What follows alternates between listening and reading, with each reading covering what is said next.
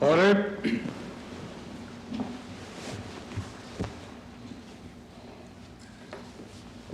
Orders resumed.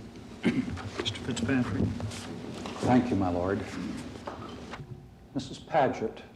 Yes. Between your giving your evidence here this morning and your returning to court this afternoon, did you have any conversation with your counsel?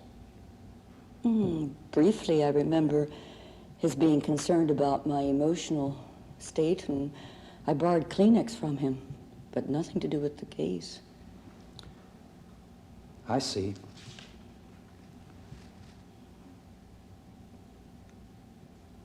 Mrs. Paget, of the money that your husband gave you to run your home, some of that money was spent on things for Mr. Paget. Is that not correct? You mean out of the $300 that he gave me every month? Yes, I do. Would you mean the food he ate? Yes. Yes, then yes. And perhaps other things that you purchased for the house which he consumed, toilet articles? Oh yes, anything to do with keeping the house. And sad as it may be that those expenses came to an end, with Mr. Paget's death, those expenses did come to an end, didn't they? Yes, yes, I well know. Now, Mr. Paget paid life insurance premiums, did he not? Lord. Yeah. I'm not entirely sure where my friend is going, but I think the very mention of insurance is contrary to the provisions of the Fatal Accidents Act, as I understand it. Well, I don't think the mention is, but the members of the jury can't take into account any benefits that the estate or Mrs. Paget received from insurance monies. And your Lord. I suppose the brunt of this question is that that's an expense that doesn't have to be borne anymore. If it's limited to that, my Lord, I was concerned that my friend might go further and thought it well to avoid that. I'm aware, my lord, of the provisions of the Act in that regard and have no intention of carrying it beyond the savings to the family of no longer having to pay insurance premiums. Let's proceed. Thank you, my lord. Will you tell us, please, Mrs. Paget, how much in life insurance premiums Mr. Paget paid before his death? I really don't know, because he handled all that himself. And I really don't know. If I did know, I have forgotten. Could it have been $1,000? That rings a bell. I think so. It could be. Per annum. Year? I Yes. think so. Could Yes, be. I meant a year. Yes, I think it could be. Thank you. Thank you, my lord.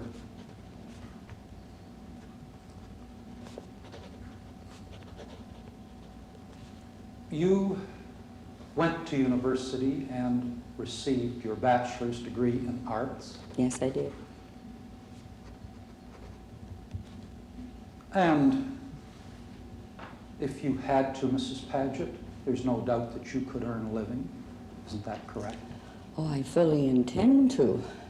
As soon as I get back on my feet and get my bearings, I've had no training, because I really didn't work up until when we were married or after we were married, but I'm definitely going to have to look for employment. Oh my goodness, yes. Well, Mrs. Paget, apart from what you have to do, you're obviously not the kind of a woman who would sit around the house and do nothing as a widow. I am not mistaken about that, am I? If you knew me, you'd know I wasn't sitting around the house doing nothing, because I have continued to take care of my house and my children exactly the same way as when my husband was there. Physically, I assume you're talking about. I do all my own housekeeping. I've never had a charwoman.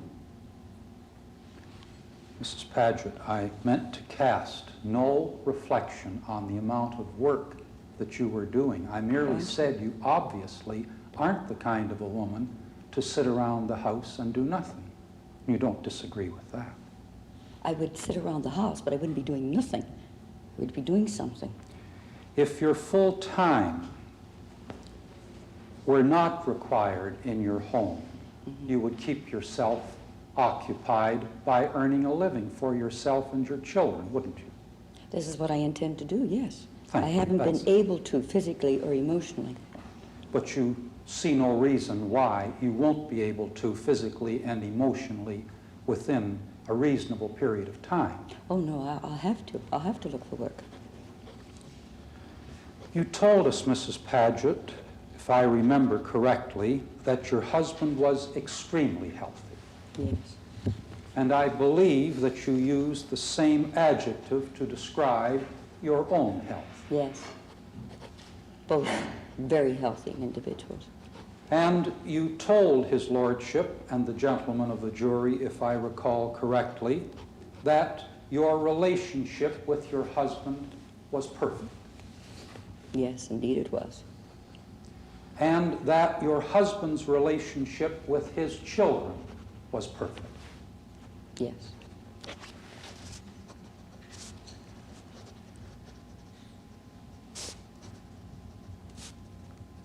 When your children were teenagers, one of them still is, but in their early teens, was it you or your husband who disciplined your children? Or both of you? I would say both, but more my husband. My husband was master in his own home, and the children realized this. But And when you said that his relationship with his children was perfect, you didn't mean to imply that they didn't have quarrels, did you? meaning whom? The Your- father and the children? Yes. I think if you're using the word quarrel, you mean it like any normal family about come home from school at 4 o'clock instead of 5 o'clock, if you call that a quarrel. Well, weren't there more serious things than that when your children became teenagers? Not our children. No, we were blessed. We really were blessed with wonderful children. I am blessed, I'll put it that way.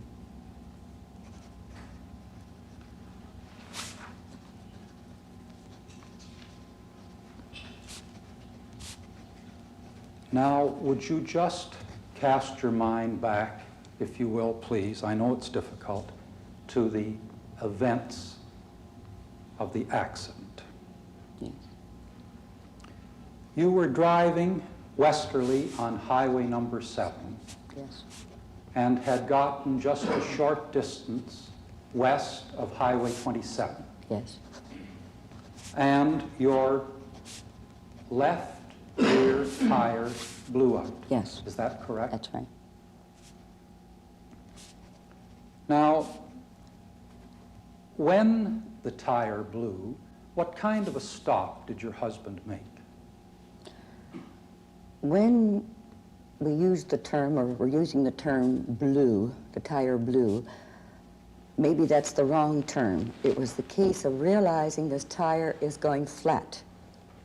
So my husband immediately pulled over to the side of the road, to the right. Is that what you mean, Mr. FitzPatrick? In other words, you don't mean a great big bang. No, Or it the tire wasn't with blew. respect to the bang I was concerned. It was with respect to what you meant when you said immediately pulled over to the side of the road. Did he pull over braking sharply, or did he come to a gradual stop, or what? No, I think the normal. The minute I said, we both realized it, I think at the same time, that something was going wrong with this tire in the back. And it was a case of, what shall I say, gliding over? In other words, a normal. Because after all, the man wasn't driving fast to begin with. From your husband first stopped after the tires going flat until the accident, Yes. did he move the car? Did he move the car? Yes. No.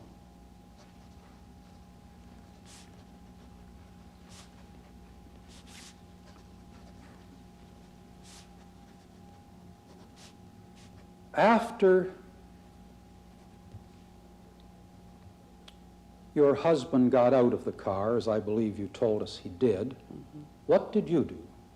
Well, I got out approximately the same time on my side, which I had a little bit of trouble trying to open the door and walk over the pile or hill of snow. My husband got out on his side and immediately got the spare tire and the tools. And then he started to change the tire. Where your car was stopped, how much of it was on the travel portion of the highway? I'd say, well, considering we were all the way to the right as far as any car or humanly possible to bring a car because of the snow and all piled there, we were very well off the road. But if you mean what footage or whatever, this head doesn't take that part in.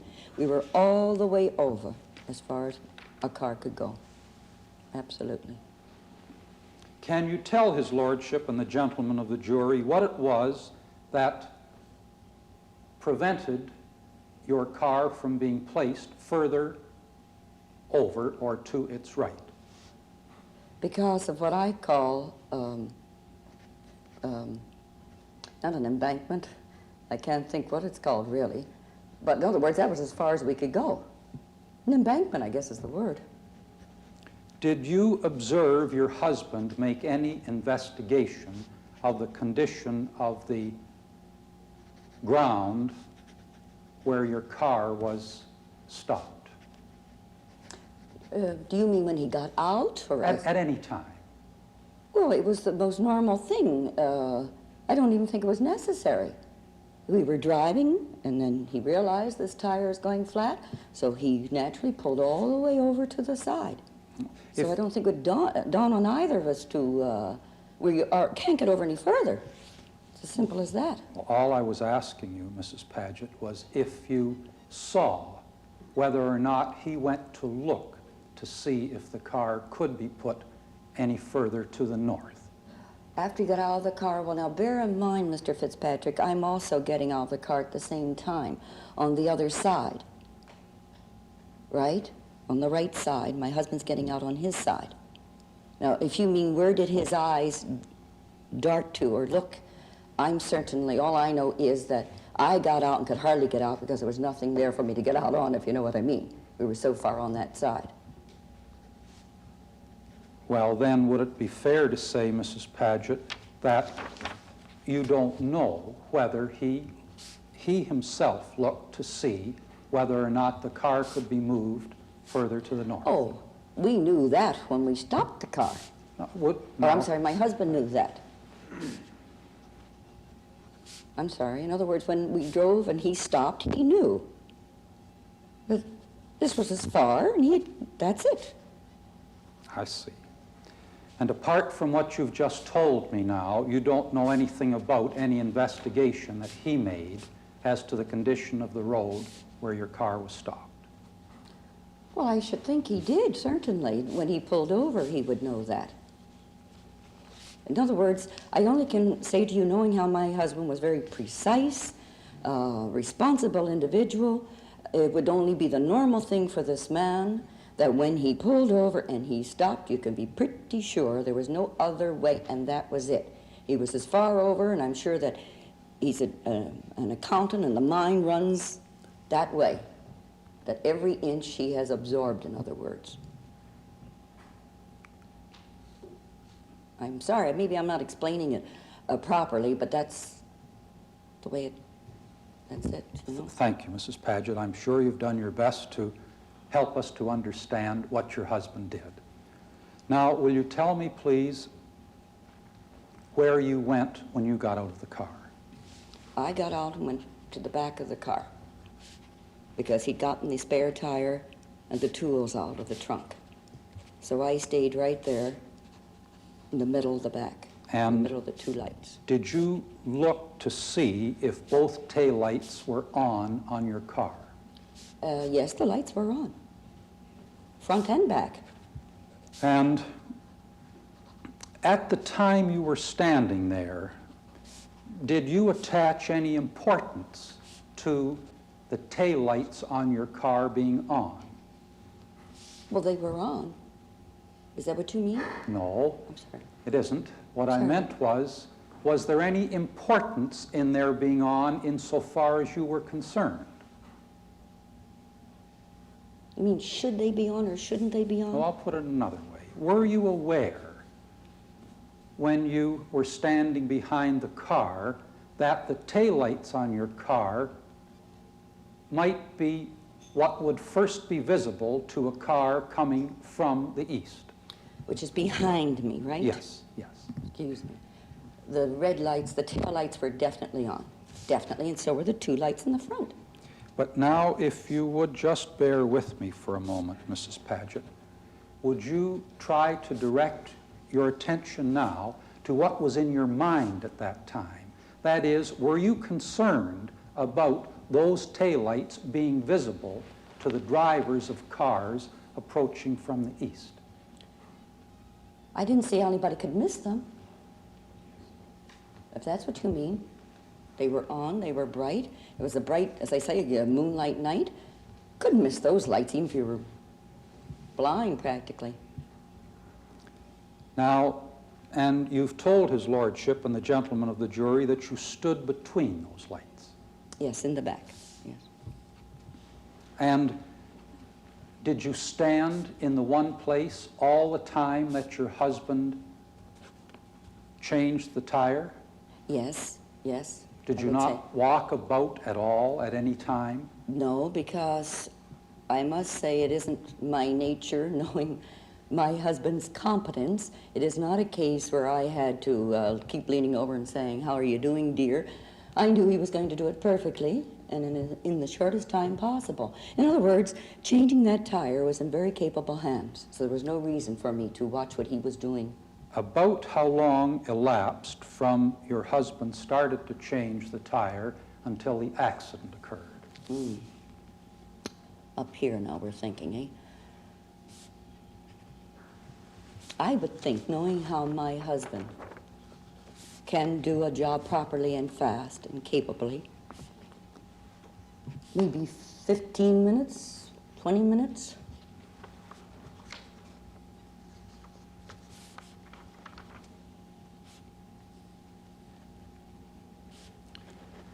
Now, you told his lordship and the gentlemen of the jury that you heard the roar of a car going fast. Yes, that's right. And from that, I take it that you mean you are able to tell from the sound of a car something about its speed. In the way that anything sounding, a car sounding and roaring like that, would have to be going at a terrific rate of speed. And you were aware from what you heard at that time that it was going at a terrific rate of speed. I would judge by driving all night, or during that time, or any time, that if I ever heard this kind of a roar, it meant someone was speeding at a terrific rate of speed. That's what it meant to you right at that time. I think if I ever heard that roar at any time, I'd know it was a terrific rate of speed. My lord, I wonder if your lordship would be kind enough to ask the registrar to let the witness have the statement. If it please your lordship.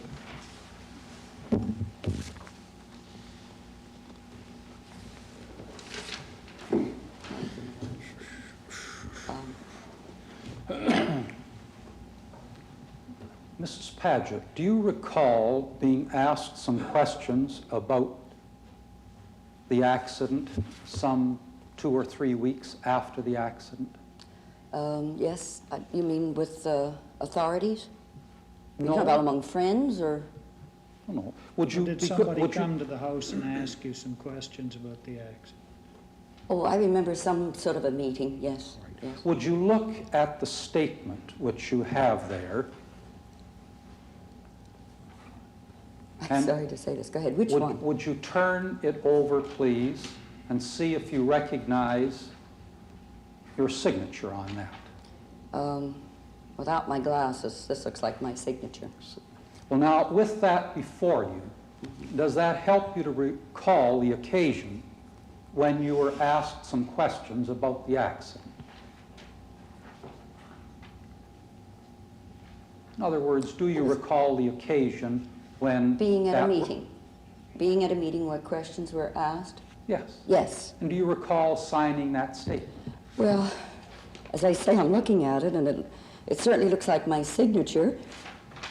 It must be my statements or whatever you're calling them, but I can't read what's here without glasses, but all I can say is, if that was done a couple of weeks after my husband died, all I can tell you is I don't know what's here for the moment. Well, but excuse me a moment. Would you like your glasses so that you can read the statement? That may not be a bad idea. Thank you, my lord. Thank you, Are my they lord. available? No, they're my sunglasses. I'm sorry, in my white bag, if you don't mind.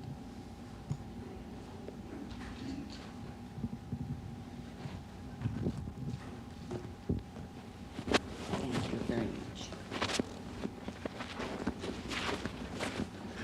I'm sorry. No problem. I'm sorry, Mr. FitzPatrick. Now, what is it you'd like from me? Yes, thank you, Mrs. Paget. Well, firstly, at this point, let me ask you this. Do you now recall the young man who asked you the questions and wrote out this piece of paper? Do I remember what he looked like? No. Do you recall his being there? I remember a meeting. Yes, I do now that you're asking me. I remember a meeting. I remember questions being asked, yes. All right. Would you be kind enough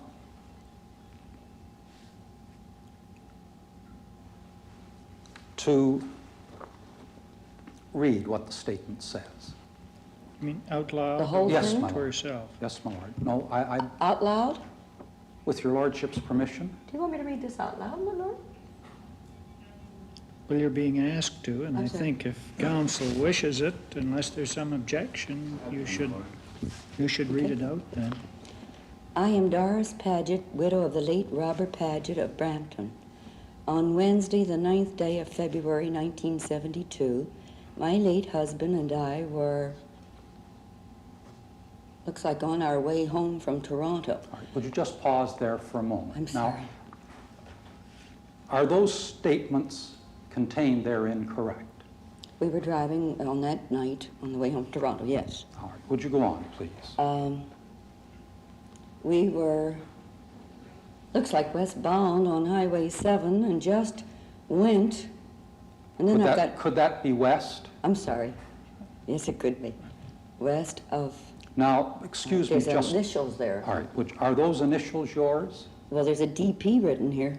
Are those your initials? Doris Paget, yes. And does that appear to be in your writing?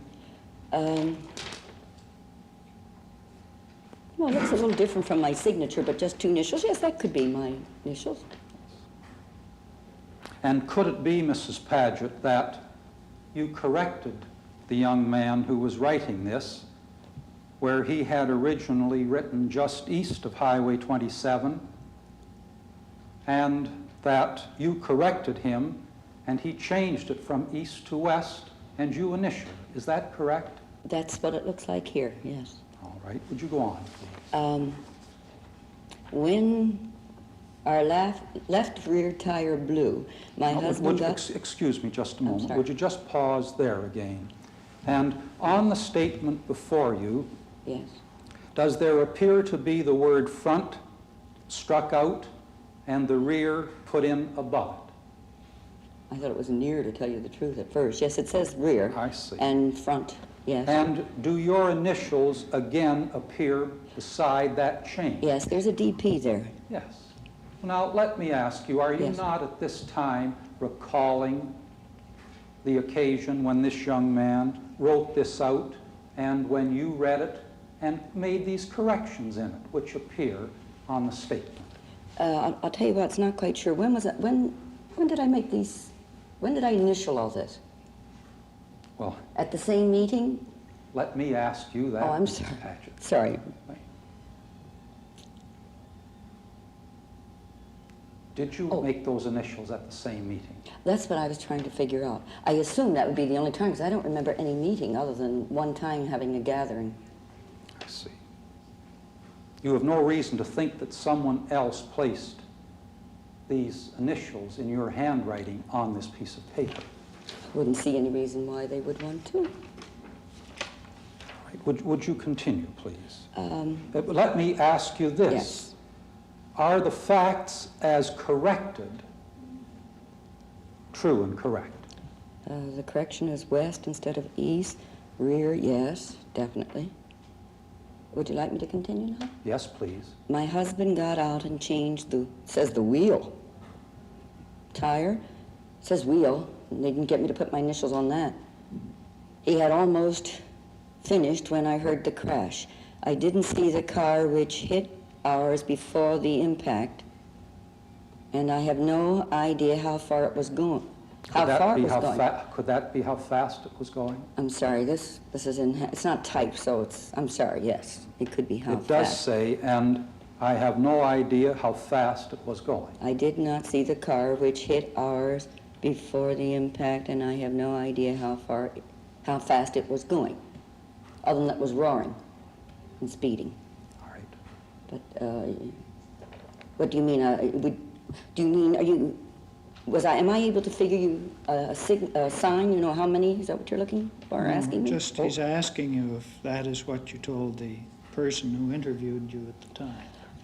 My Lord, all I can say, everything that's here, it's quite possible, I said 2 weeks after, but I must say this to you, my Lord, and I haven't read all this, and it's quite possible I said all that, but what I am saying here today, 6 months later, is the honest to God's truth. And if there's anything there that DP is after, it could be under the strain, not knowing really what you're asking me, but I really don't see it's east-west, west-east. Well, I would suggest to you that you listen to the questions you're asked and answer them. So far, they've been fair and understandable questions. Fine, all right, I'll do my best, my Lord. Thank you, my Lord. Sorry. Now, and Mrs. Paget, it is true, isn't it, that the corrections which have been made do bring the statement into line with the actual facts?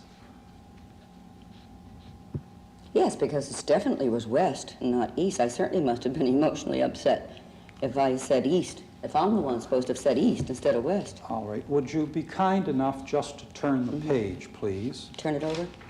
Yes, and read for us the last two lines. I have read the reverse side of this and the above, and it is true. And it's true. It And says Doris Paget. beneath that is your signature. Yes, sir. Yes, And that's you my signature. remember signing that, don't you? Well, as I say, yes, I remember a meeting now that you're asking me. There was a meeting, I know that. That's all. Thank you, Mrs. Paget. Thank you, my lord. Re-examination. I have none, my lord. Thank you, Mrs. Paget. You may Thank step you very down. much.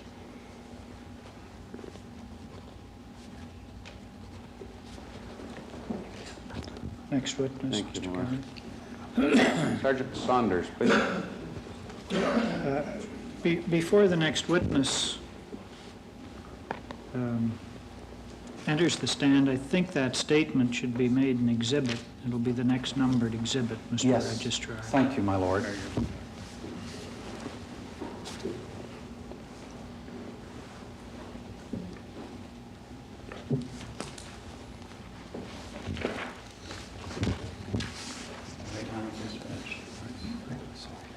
You swear the evidence to be given by you to the court and the jury sworn touching the matter between the parties shall be the truth, the whole truth, and nothing but the truth, so help you. So help me God. Your name, Sergeant? Donald Morris Saunders. And you're obviously with the Metropolitan Toronto Force? That is correct, sir. With what rank? With the rank of sergeant. And for what length of time have you been with the Metropolitan Toronto Force, Sergeant? Including my time with the Etobicoke Police Department, a total of 23 years. I'm in my 23rd year now, sir. Continuous police duty? Yes, continuous Etobicoke amalgamated with Toronto in 1957, sir. Right. And for how long have you held the rank that you now do? Since 1966, sir. And prior to that, I had the rank of patrol sergeant for 8 years prior to that. During the course of that lengthy police career, have you had occasion to investigate a number of motor vehicle accidents? Yes, I have. I was in the accident squad for a number of years. Could you estimate with any degree of certainty the number of accidents that you investigated? No, I'm afraid that I couldn't answer that question. I know I have attended many, investigated many, but I would hesitate to even make a guess, sir. Would it be a substantial part of your function as a police officer over the years? Yes, I'd say I'd spent roughly maybe 60 to 75% of my police work in accident type investigations. Had you occasion in the course of your duties to investigate an accident on the 9th of February 1972 on number 7 highway, just the other side of number 27? Yes, I did, sir. And how was it that you came to investigate that?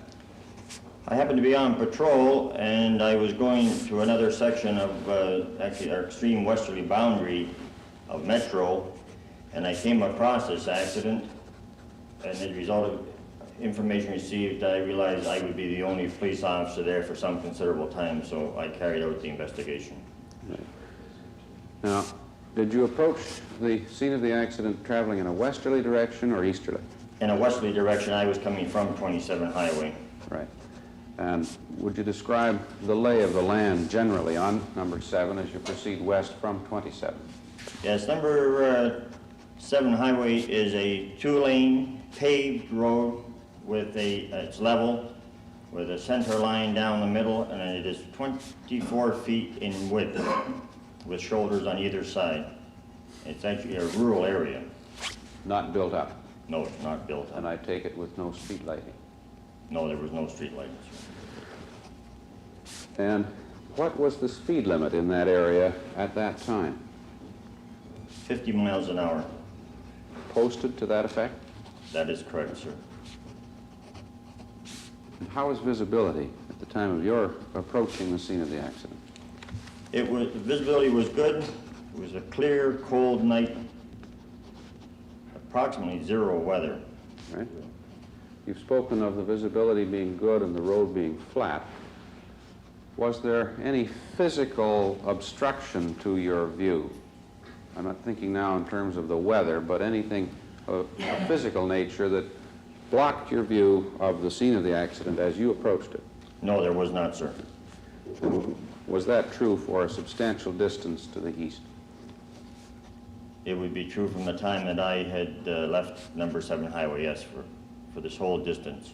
I mean 27? For 27. Right. Sorry, my lord. And the distance from 27, roughly how far to the scene? I believe it was about 0.8 of a mile.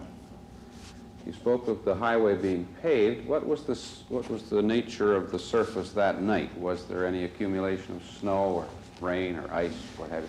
There were patches of ice on the road, but not on that actual travel portion that's used by the tires. There was an area on the road, more in between the wheelbase, I guess would be the best way to describe it, where the tires don't go on the road itself. This area, there would be patches of snow, but where the cars or vehicles had been traveling, it was dry. Right. And did you observe, since you've spoken of the shoulder, the width of the shoulder on the north side of the highway at the scene of the accident? I made notes at the time, and I would like permission to refer to my notes if I might, my lord. They were made at the time of your investigation, Sergeant. That is correct, sir. Yes, you may refer to them to refresh your memory. Thank you. Yes, the north shoulder was 5 feet in width, and then there was an embankment of 3 feet. This embankment was a gradual embankment consistent with the snow plow piling snow up as it went along. So that it was a sort of snowbank, was it? Yes, it would 3 be. feet in height or 3 feet No, measured it- northerly? Excuse me. It went up at an angle of 3 feet, and it would be that high, at least that high, yes, At the maximum. at the maximum, yes. And do I understand you correctly to say that the southerly edge of that bank would be 5 feet? Well, I don't think you should lead him on that matter. I can It's approach not it what he- differently, Millard. I think it's a problem that's probably concerning us all, but I don't think you should lead on it. So that we're quite clear of the measurement that you've described, or any other measurements that you made. What was the distance from the north edge of the pavement, number 7 highway, to the south edge, or the lowest point of this 3-foot snowbank? 5 feet, sir. And what was the nature of that 5-foot surface? It appeared hard, snow-covered, and level. Sergeant, in addition to those observations, what other observations did you make on your arrival at the scene? Yes, sir, I observed a 1969 Ford. This vehicle was standing on the right shoulder with the left wheels parallel to the shoulder of the road and 3 feet south of the north edge of the traveled portion of the road. This would put the vehicle 3 feet and a matter of a few inches into the traveled portion of the road. 60 feet further west, I observed standing in the middle of the roadway, facing in a southwesterly direction, a 1970 Corvette. This vehicle, I learned, was owned and operated by Mr. Bright. I noticed. Excuse me, before you go on, Sergeant, the 1969 Ford, I presume, was the Paget vehicle. It was, my lord. Okay. Halfway between, or approximately halfway between the two vehicles, and lying in the middle of the road, I found a male adult. He was lying on the traveled portion of the roadway with his head toward the northwest. His injuries appeared very severe. They were consistent with having been struck by a car. On examination of the Bright vehicle, I found an imprint of a coat on the front part of the hood. The victim was lying 35 feet east of the rear part of the Bright vehicle. His head was 2 feet south of the north edge of the road. I was also able to determine that the Paget vehicle had been knocked in a westerly direction 15 feet from the point of impact. How did you determine that, officer? Yes, sir, I was able to, there was debris, melted snow, there were the marks of the 4 tires, there was a broken headlight glass, and the right headlight glass of the Bright vehicle was broken. Also at this location, there was a tire wrench on the side of the road. Having made measurements from the point of impact, officer, what, in your view, was the point of impact? The point of impact, Excuse me a moment. I saw you start to move, Mr.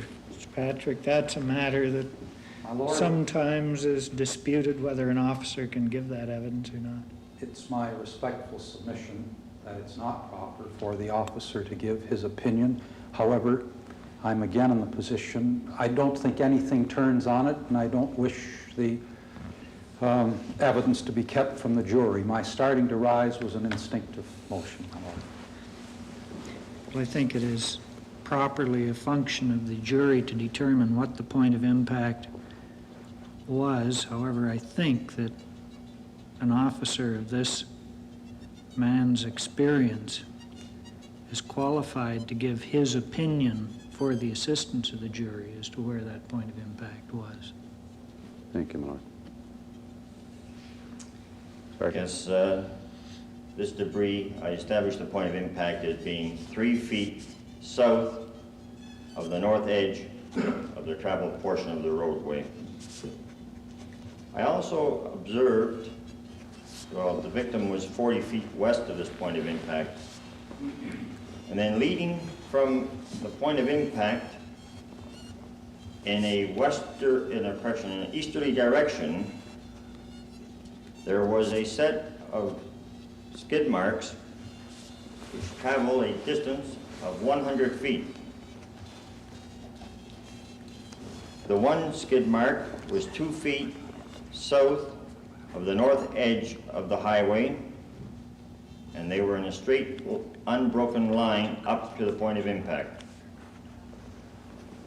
From the point of impact, they stopped, which is consistent with a vehicle coming in contact with another vehicle, and then they carried on. There were tire marks up to where the bright vehicle came to rest some distance further.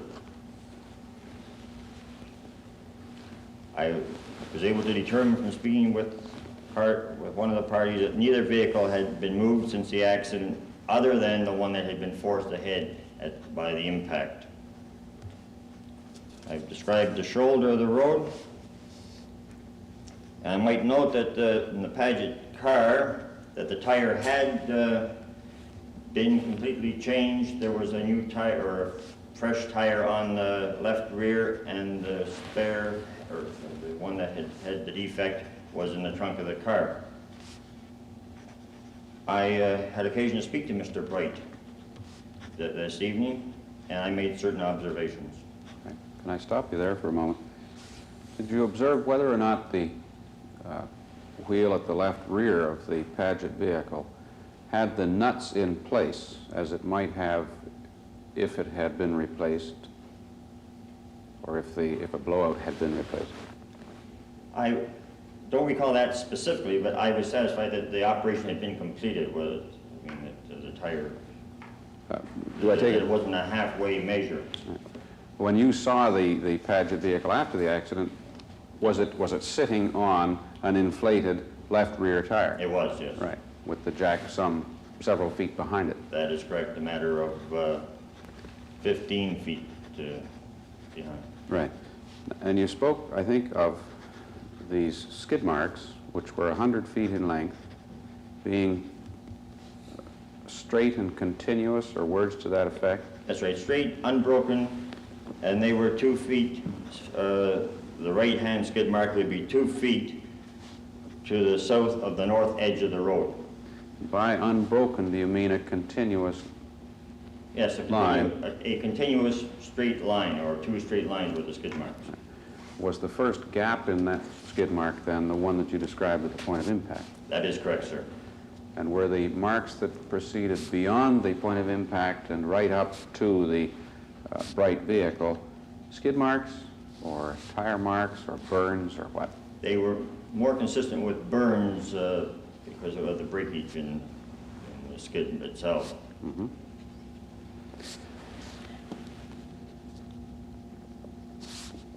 When you arrived at the scene, where did you park your vehicle? I parked partly on the north shoulder of the road, partly on the travel portion of the road itself, and had the red dome light going.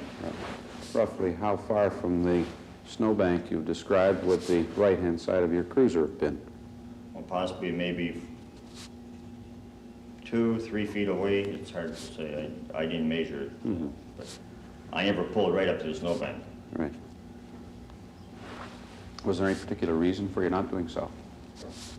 I've seen too many cars in ditches to just drive blindly off the travel portion of a roadway. Then, did you note, or do you know from other observations, the width of the Paget vehicle? Approximately 6 feet, sir. I didn't measure it exactly. Uh-huh. Would that be from outside extreme to outside extreme? That would be, yes, from fender to fender. Right. If that vehicle with that width were parked then tight against the snowbank, would there be some obstruction of the pavement or none? I would say there would be obstruction of the pavement, yes. Right. Now, you spoke of making observations with respect to Mr. Bright. Did you take a statement from him? I did. And do you have that statement recorded in your book? I do. Would you read it to his lordship and the gentlemen of the jury? Yes. Mr. Bright stated that he was driving and did not know the... Excuse me just a moment, my lord. I wonder if it wouldn't be proper to ask the witness the circumstances in which he took this statement.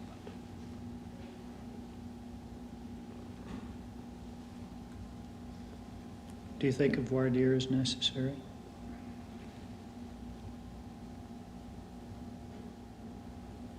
My lord, perhaps a question or two by my learned friend at this time might establish one way or another the admissibility of this evidence.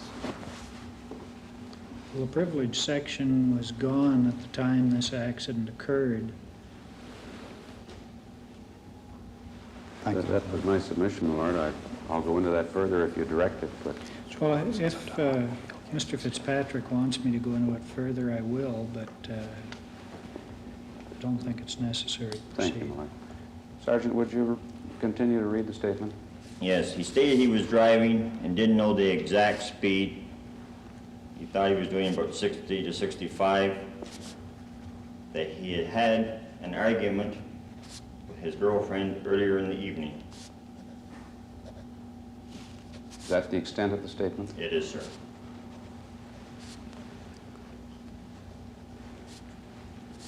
During the course of time that you were there investigating, did traffic pass in both directions? It did, yes, sir. Do you ordinarily patrol that stretch of number 7? Not as a daily occurrence, but I've been on it on numerous occasions. It's one of our heavier two-laned routes for traveling. Mm-hmm. And from your observation, if you can assist from patrols at that time of night or from experience at that time of night on the highway, to what extent would you expect to find cars moving to and fro? I'd say it is a fairly heavy flow of traffic on this road. Right. Thank you. I have no other questions, Melissa. Mr. FitzPatrick, Thank you, my lord. cross-examination, please.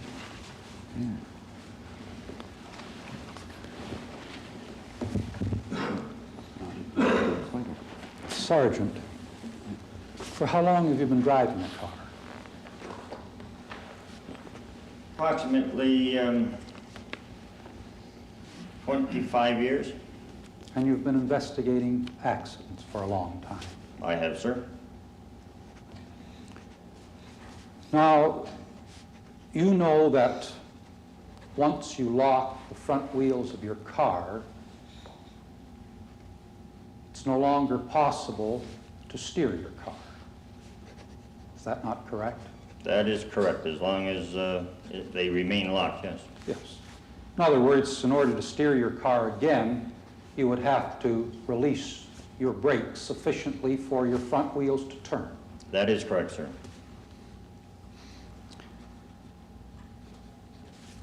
Now, I believe you told us that there were tracks, eastbound and westbound, on Highway 7 on the night of this accident.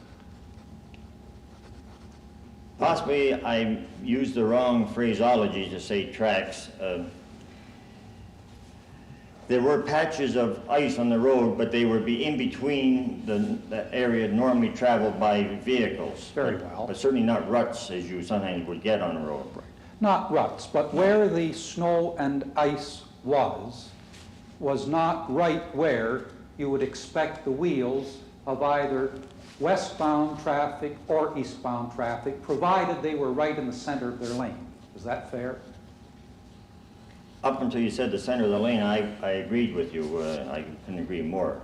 But once you say the center, very few people drive right down the center of their particular lane, and I wouldn't want to try and cut it that closer. All right. Then, but if they varied a bit one way or another, they might come onto the patches of snow or ice. It is within the realm of possibility, yes, sir.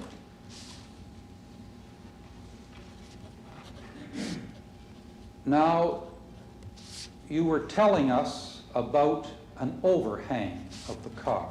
That is the amount by which the Ford extended out over the wheels. Would you tell us approximately how great that is?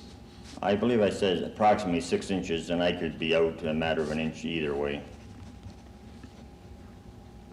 That is that the outside of the fender is that much further out than the outside edge of the tire. Yes, that is correct, sir.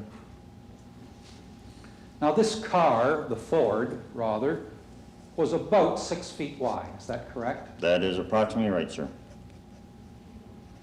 And therefore from outside of wheel to outside of wheel would be approximately 5 feet. This could be. I actually never stopped to look at it that way, to be honest.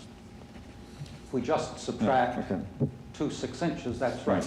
Very good. And the left wheels of the Ford were 3 feet south of the northerly edge of the traveled portion. That is correct, sir. And that would put the north wheels 2 feet north of the northerly edge. That is correct. Now, will you tell us, please, at the point where the embankment started to rise, how steeply it rose? It would be a gradual rise. I find it hard to pick words to explain it, but anyone who drives a country road realizes how the plows throw the snow up at they form an embankment from the side of the snow plow. That this was the effect, that it wasn't a straight perpendicular rise, and it certainly wasn't a matter of an inch at a time. It would be a fairly substantial embankment starting right at this point. I see. But up to where the embankment started to rise, the shoulder was hard and firm, you told us. It appeared that way, yes, sir, and it was. And now, Sergeant, there was a laneway just about 100 feet from where this accident occurred. Is that not correct? That is correct, sir. And were you able to see that laneway? I noticed it after I was there. I can't honestly say I noticed it as I was driving up. I certainly wasn't looking for it, but I was able to see it as I was parked. Excuse me, I missed, did you ask whether this laneway was 100 feet east or west of the scene of the I accident? didn't, my lord, I'm sorry. and I shall do that now. Would you tell his lordship, please, Sergeant, in which direction from the point of impact was this lane? It would be approximately 100 feet west of the point of impact. And was it to the north from Highway 7 or to the south or both? To the north, sir.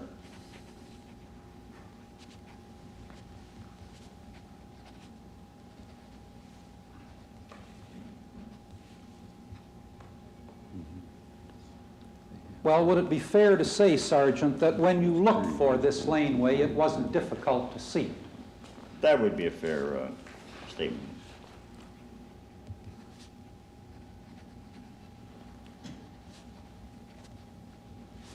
Now, do I recall correctly, Sergeant, that the marks left on the pavement from their commencement at the east to the point of impact were approximately 100 feet? They were 100 feet, sir, yes. And I suggest to you, Sergeant, that a vehicle going at... My Lord, I'm sure my friend is going to attempt to elicit some opinion from the officer as to what the length of skid mark might be interpreted as in terms of miles per hour. Well, I gather the form of his question, being that he suggests something, is that not only is he going to do that, but he's going to undertake to prove it if the sergeant doesn't agree with him. Well, and if the sergeant Perhaps, my lord, I could save some time by telling your lordship what it is I propose to attempt to elicit. And it isn't the speed of the vehicle, it's the length of time that it would take a vehicle going at a certain speed to travel a certain distance. And in my respectful submission to your lordship, this is just a way of getting something of which your lordship is entitled to take judicial notice before your lordship and the jury.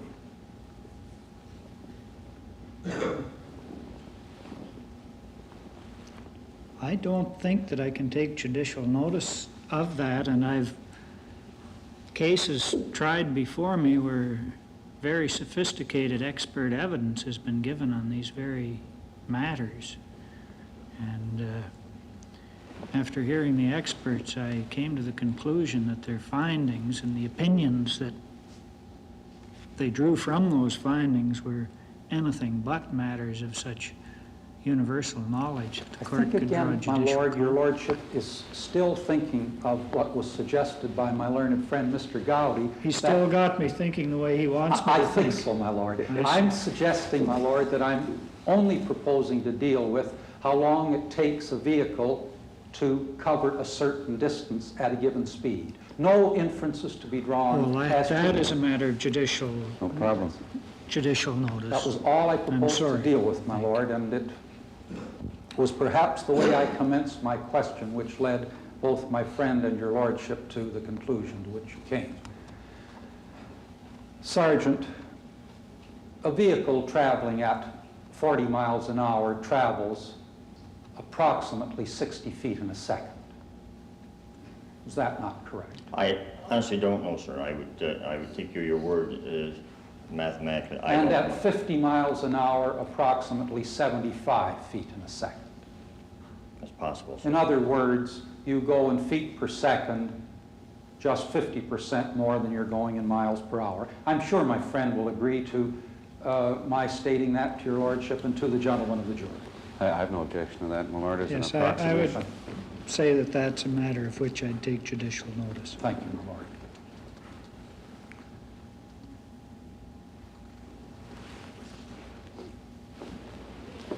Now, Sergeant, there is a requirement that commercial vehicles carry flares with them.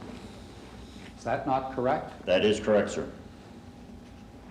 And the reason for that is, Well, isn't the reason locked in the bosom of the legislators of the province of Ontario? well, again, my lord, perhaps I'm laboring the obvious, and that it's perfectly patent what the reason is. I think it's a matter you may, if you want me to deal with in due course, the jury, the section of the Highway Traffic Act or the regulations that make that obligatory, and then you wish to make submissions to the members of the jury in your closing speech, it would be appropriate for you to do so. Thank you, my lord. There was no lighting, no artificial lighting in the area of this accident, Sergeant. No, there wasn't, sir.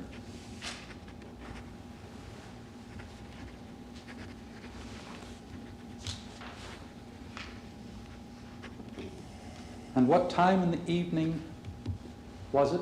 Approximately 11:35 p.m., sir. Do you recall the position of the moon at that time? No, I'm afraid I don't.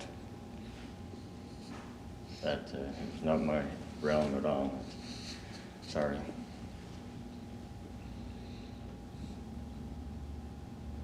Excuse me a moment, my lord.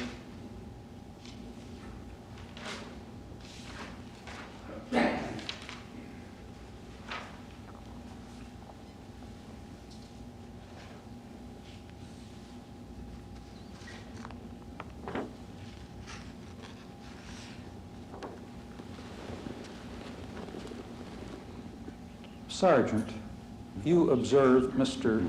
Bright after the accident. I did, sir, yes. And insofar as there is any question of drink or drugs, his condition was normal. Is that not correct? That is correct, sir, yes, absolutely. That is all. Thank you. Re-examination. Just one question, my lord. Sergeant, my friend spoke early in his cross-examination of you of the difficulty, if I understood him correctly, or the difficulty involved in traveling with the wheels locked by the brakes, difficulty in turning, or the impossibility. It's a far safer means of bringing a vehicle to a halt to apply the brakes in a pumping manner, is it not, than to lock the wheels? It is, yes. Thank you. Thank you very Lord. much, Sergeant.